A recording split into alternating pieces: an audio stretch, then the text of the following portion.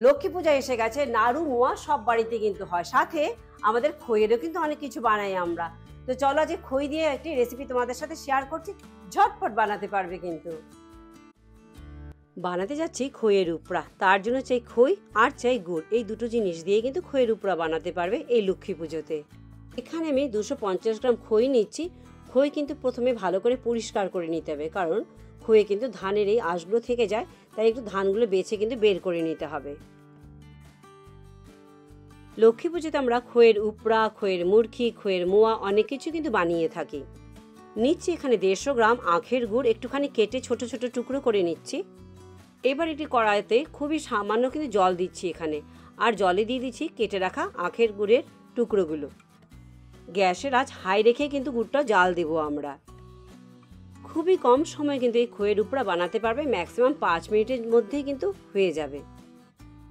আর just দুটো উপকরণ, খই আর গুড়, এই দুটো জিনিসই কিন্তু চাই।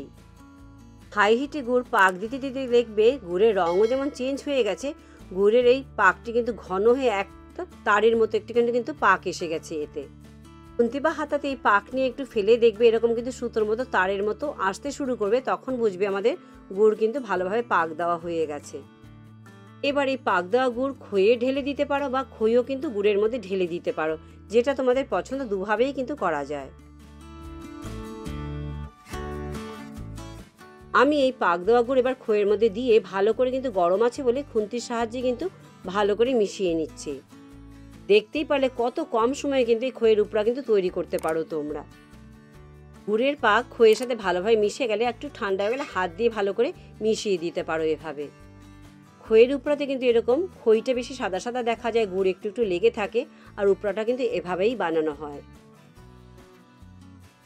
ব্যাস, এই লক্ষ্মী পুজোতে জাস্ট দুটো উপকরণ দিয়ে 4 থেকে 5 মিনিটের মধ্যে এভাবে খইয়ের উপড়া কিন্তু তোমরা ইজিলি বাড়িতে বানাতে পারবে। লক্ষ্মী পুজোর জন্য খইয়ের উপড়া কিন্তু তৈরি হয়ে গেল, দেখলেই খুব একটা সময় কিন্তু লাগেনি, তাই এই লক্ষ্মী পুজোতে তোমরা বানিয়ে ফেলতে পারো এটা। আজ ভিডিওটি আমি এখানেই শেষ করছি। ভালো লাগলে লাইক, শেয়ার, সাবস্ক্রাইব করতে একদম ভুলো না। পরে আবার অন্য কোনো ভিডিও নিয়ে চলে আসবো। সবাই ভালো থেকো, চলো বাই বাই।